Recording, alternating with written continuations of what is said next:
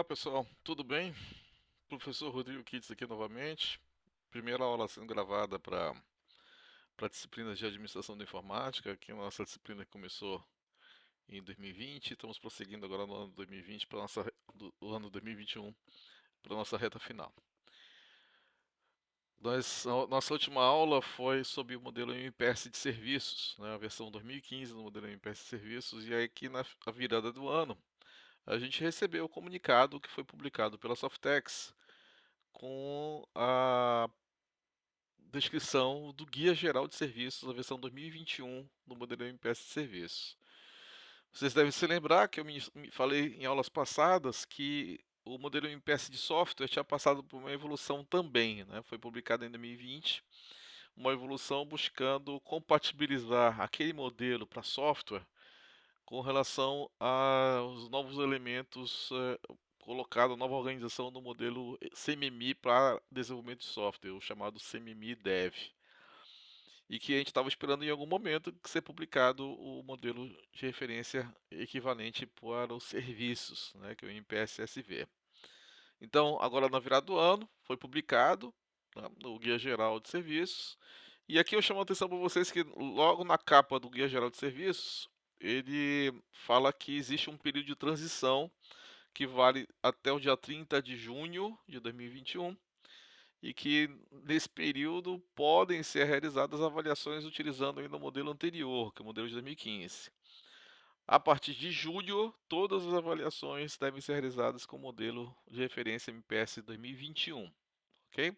Então vai ter um período, esse semestre agora, de coexistência das duas versões do modelo, e a partir do segundo semestre, de maneira mais geral, assim, a partir do segundo semestre, ele vai apenas o modelo 2021 vai ser aceito, né? Então, meu objetivo hoje é gravar uma aula, gravar um vídeo para vocês, apresentando algumas das principais diferenças entre as duas versões do modelo, né? Algumas coisas permaneceram, outras mudaram de nome, outras foram alteradas. E aí, essas alterações ficam mais significativas à medida que a gente sobe nos níveis mais altos de maturidade e capacidade da organização. Entretanto, tem algumas diferenças que a gente pode observar desde o nível G, que é o nível inicial de maturidade de serviço. Então, antes da gente seguir aqui com essa apresentação, com esses slides, eu queria mostrar para vocês um pouco do guia, né? O guia está apresentado aqui, ele está disponível no site da Softex. Aqui a descrição geral, né, das referências, dos elementos básicos do modelo MPS. É muito importante a leitura de vocês com relação a esse guia, né? Ou seja, a minha aula não consegue atender o nível de detalhe que é requerido por uma descrição nesse nível de detalhe que é fornecido aqui. Né? Todos os processos são descritos, né? São todos os processos de serviços, processos organizacionais, que é a principal diferença que existe. Né? Além disso, os atributos de capacidade de processo também foram alterados, né? A capacidade de processo indica o grau eh, de detalhamento, o grau de aprofundamento da implementação daqueles processos, diferentes níveis de maturidade. Então, à medida que a empresa está evoluindo em nível de maturidade, o mesmo processo que era executado de maneira mais simples, basicamente tinha que demonstrar a sua execução nos níveis iniciais de maturidade. À medida que vai subindo o nível de maturidade, eu também tenho que me preocupar que exista um processo padrão, que exista uma medição acerca daquela implementação daquele processo e coisas desse tipo, tá? Então, uma leitura desse guia geral, ela é recomendada. É de se esperar também que durante esse primeiro semestre de 2021 sejam publicados os guias de implementação do modelo MPS de serviços, né, de maneira semelhante ao modelo MPS de software. Então, com esses guias, a gente vai poder ter algum detalhamento a mais, algumas orientações a mais de como é feita a implementação, como deve ser feita a implementação desse modelo. Ok? Então, voltando aqui para a apresentação, a minha apresentação ela apresenta basicamente um resumo do quais são essas alterações. Né? Então, de maneira geral, a gente precisa entender que os novos modelos MPS eles distinguem os processos de duas maneiras principais. Eu tenho os processos de serviços, digamos que a gente pode enxergar esses processos de serviços como processos que vão acontecer, vão apresentar características que vão ser variáveis em função dos projetos, em função dos serviços que estão sendo realizados.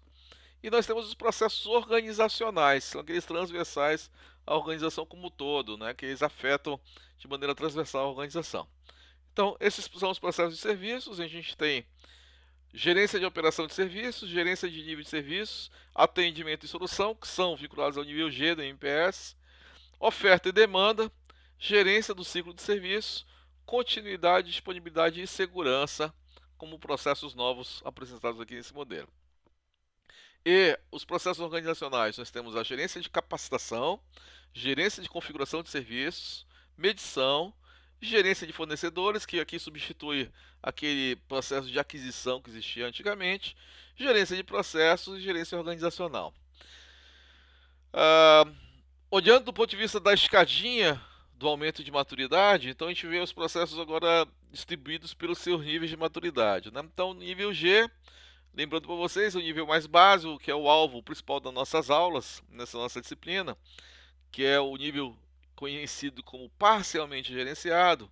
Nós temos a gerência de operação de serviços, atendimento e solução, que substitui a gestão de incidentes e solicitações de serviços, e gerência de nível de serviço. Ok?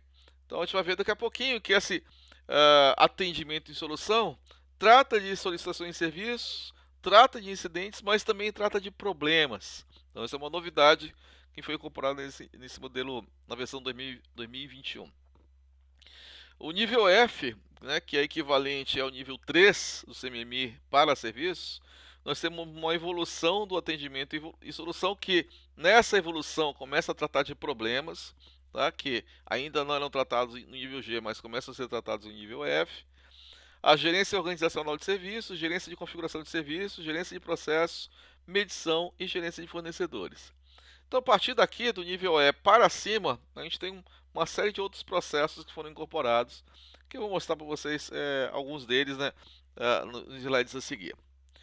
Então, aqui vamos fazer uma comparação nível a nível, né, olhando principalmente para o nível G e nível F, tá, pessoal? Que são os níveis de nosso interesse nessa disciplina, tá? A gente não está olhando muito nem para o meio da pirâmide, muito menos para o alto nível de maturidade da organização. Então, lá do modelo MPS 2015, a gente tinha esses três processos: gerência de incidentes e solicitações de serviços, o GIS, a gerência de nível de serviço, GNS, gerência de operação de serviço, GOS. Esses dois, GNS e GOS, mantiveram, tá? O GIS se tornou atendimento e solução, tá? Também os atributos de processos foram alterados, né? Então agora a gente tem agora chamado nível de capacidade, que é chamado CPG. Eu não vou falar muito sobre isso aqui na nossa aula de hoje. Recomendo que vocês leiam um pouco sobre essa questão da evolução dos atributos de processo para níveis de capacidade no guia geral. Então, se a gente for comparar agora o processo ATD, né, e o processo GIS, o ATD que foi introduzido nesse nível na versão 2021, a gente vai chegar ao seguinte, ó, que existe uma nomenclatura também importante a gente observar. Aqui nós temos os resultados esperados, tá? Existe um resultado chamado ATD1, que é equivalente ao GIS1, tá? Onde incidentes, solicitações de serviços são registrados, classificados, priorizados, analisados e tratados. Aqui eu estou destacando a evolução do ATD1, que é chamado ATD1+, isto é aquele resultado implementado a partir do nível F. O que ele acontece? A partir daí, a gente exige, o modelo MPS exige que os problemas também sejam registrados, classificados, priorizados, analisados e tratados. De forma análoga, acontece aqui o ATD2, né? O ATD2+, é uma evolução do primeiro resultado, o ATD2, e também inclui problemas, né? Ou seja, os incidentes, solicitações de serviços, problemas vão ser monitorados até o seu fechamento, incluindo escalonamento se pertinente, né? E aqui tem um detalhe desse guia geral, é importante a gente observar, esse guia geral está recheado de notas. Observem que esse é um documento intermediário, né? É um documento que está sendo proposto aqui, enquanto não temos o guia de implementação. Então, os autores desse guia geral, eles rechearam o guia geral com notas explicativas, falando sobre itens explicativos e itens requeridos, explicando alguns detalhes, dando já alguma ideia do que vai constar lá do nível do guia de implementação. Então aqui está o comentário que problemas que não sejam resolvidos devem ser analisados para que ações sejam tomadas visando reduzir ou eliminar o seu impacto. ATD3, tá? Então, informações a respeito da situação dos incidentes e solicitações de serviços são comunicadas às partes interessadas, ok? Então aqui tem uma nota como um item requerido, que na implementação desse resultado, incidentes considerados graves devem ser comunicados à gerência da organização. E o ATD 3+, ou seja, a partir do nível F, inclui problemas, né? Então aí, além da solicitações de serviço, além dos incidentes, também estamos incluindo os problemas. Falando sobre o processo GOS, né, que é o processo de gerência de operação de serviço, eu comentei para vocês que ele é análogo ao GPR lá do modelo MPS de software, né? Ou seja, aqueles serviços em que eu preciso fazer um planejamento, fazer alocação de pessoas, alocação de materiais que vão ser utilizados, recursos de apoio, toda a parte de gerenciamento de projetos preparada para implementação de um serviço, por exemplo, a instalação de um servidor, instalação de um data center, alguma coisa desse tipo, são tratadas no GOS. Na versão 2015, a gente tinha 17 resultados esperados, o nível associados ao nível G. Agora temos 15 resultados esperados, ou seja, houve uma diminuição no número de resultados. Aqui eu destaquei em negrito o que é diferente em relação ao GOS 1 lá do nível do modelo 2015, né? Então, temos também que o GOS 1 busca aqui uma estratégia para a operação de serviço, precisa ser estabelecida, precisa ser implementada e mantida, tá? Então, a palavra implementada foi colocada aí também com uma decorrência da alteração da nomenclatura dos modelos de referência internacionais, incluindo a definição do seu escopo, tá? Então, escopo era tratado um resultado separado do GOS, tá? Já está incorporado aqui no GOS 1, e o envolvimento de outras partes se pertinente. Também em negrito aqui, ou seja, isso não estava definido dessa maneira na versão anterior, agora está na versão 2021. Então agora nós temos resultados aqui sobre o GOS 2, fala sobre os requisitos de operação de serviço, mais ou menos igual, se não me falha a memória, é idêntico à versão anterior. Aqui nós temos o GOS 3 e o GOS 4 tratam de recursos humanos e recursos materiais, tá? Que são necessários para a operação de serviço. Então aqui uma pequena diferença em relação ao modelo anterior, né? Então onde a gente tem a distinção dos recursos humanos, recursos materiais que são necessários para operação de serviço, eles precisam ser planejados, né? E a gente precisa, do ponto de vista de recursos humanos, também se preocupar com as habilidades e conhecimentos necessários para executar as tarefas que estão lá previstas. Ok? Então aqui o texto também tem uma nota, um item informativo, também já atualizado, né? Falando que recursos técnicos, tá? Nesse GOS 4, incluem sistemas automatizados de recebimento de chamados, chatbot, atendimento automatizado utilizando inteligência artificial, entre outros equipamentos que estejam associados lá com a execução, né, do serviço técnico que está sendo preparado, está sendo desenvolvido. Então, GOS 5, estamos aqui esforço e custo para execução, né, das tarefas e programação da operação de serviço, uma estimativa. Aqui a nota 1 fala que o esforço pode ser estimado em horas. O custo, na nota 2, é estimado com base nos recursos necessários para a realização do serviço, ok? Então eu tenho aqui o nota 3, a programação da operação de serviços pode ser diferenciada de acordo com o tipo de serviço. Eu posso ter serviços considerados de fornecimento com um plano específico e serviços programados que põem características temporais associadas relacionadas com um cronograma de entrega. GOS 6 trata de riscos. GOS 7 trata da comunicação e envolvimento das partes interessadas. Eu preciso planejar e manter. GOS 8 fala sobre a necessidade de termos um plano para operação de serviços. GOS 9 trata da execução desse plano, né, e o monitoramento se esse plano realmente está de acordo com aquilo que foi planejado.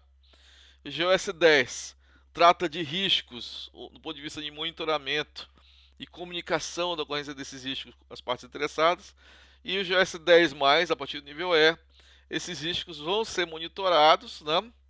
Os riscos ou oportunidades de operação são monitorados em relação às estratégias definidas, tá? Então, basicamente, eu tenho a definição de riscos em nível estratégico e eu faço esse monitoramento. GOS 11, também tínhamos lá similar lá no MPS 2015, ações para corrigir desvios na operação de serviços, incluindo agora reclamação dos clientes, tá? Esse termo, reclamações dos clientes, não existiam antes. Então aqui as reclamações na nota podem vir de várias formas, como e-mail, rede social, avaliação de chamado, contato comercial, com a intenção de manter, né, uma melhoria, né, na reputação, na prestação de serviços daquela organização. GOS 12, mudanças de requisitos são monitoradas, tá, junto às partes interessadas e, quando houver necessidade, alterar os acordos de serviços que estejam vinculados. Falando sobre gerência de nível de serviço, o processo GNS, que antes tinha 5 resultados esperados, agora tem 3. Tá? E aqui, GNS 1. Requisitos dos serviços e seus atendimentos são explicitados em um acordo de nível de serviço. Vocês vão observar aqui que a nota descreve exatamente quais informações mínimas são requeridas para o estabelecimento de um SLA, de um acordo de nível de serviço. Ok? No GNS 2, a execução dos serviços vai ser monitorada e comparada com os SLAs, e vai haver uma comunicação desse desempenho às partes interessadas. E o GNS 2+, eu vou fazer tudo que está previsto no nível G, só que a partir do nível D, quando o NS não for atendido, né, eu tenho que gerar uma oportunidade de melhoria no serviço. Tá? Então, isso aqui está ligado, né, com relação ao processo de medição. E, finalmente, o GNS 3. Né? Aqui o GNS 3, o relacionamento com o cliente, incluindo a satisfação do cliente, é monitorado. Né? Então, a gente tem um monitoramento que pode ser feito, como a nota está dizendo aqui, por meio de reuniões, pesquisa de satisfação, avaliação de atendimento, relatórios, né, da situação de serviços, ou acordo de nível de serviço. Então, olhando aqui um pouquinho para o nível F, né? No nível F, na versão 2015, a gente tinha todos os processos do nível G, tá? O GIS, o GOS, o ANS, mais a aquisição, a gerência de configuração, a garantia de qualidade, a gerência de problemas, a gerência de portfólio de operação de serviços e a medição. Observem aí, acrescentava também o atributo de processo 2.2. Vejam que agora o F incorpora processos de serviços, os 3 definidos na versão 2021, os 3 definidos no nível G, tá? Mais os processos definidos para os processos organizacionais definidos para aquele nível, né? Então, a gente consegue ver, ó, gerência de configuração de serviços, que tem uma equivalência com GCO, gerência de processos, tá? Um processo novo, gerência organizacional dos serviços, também um processo novo aqui dentro, medição e gerência de fornecedores, ok? Lembrando para vocês que, assim como o AQU era um processo opcional que podia ser excluído numa implementação de MPS Serviço, embora não seja muito comum, ao contrário no modelo de software, que aqui frequentemente ele é excluído, aqui muitas vezes as empresas que implementam serviços têm dependência de outros fornecedores. Por exemplo, fornecedor de internet, fornecedor de peças, fornecedor de material de consumo, ou mesmo fornecedor de software, que vai fornecer um software para mim, que vai agregar a um determinado serviço. Então, a gerência de fornecedores pode ser excluída com a devida justificativa, ok? Então, recomendo para vocês a leitura do guia, tá? O guia geral, ele é o o documento que está disponível, né, agora foi publicado agora no início do ano, agora em janeiro de 2021, e vamos aguardar a publicação dos guias de implementação, que vão trazer mais detalhes, né, sobre a implementação nos vários níveis de maturidade desse modelo.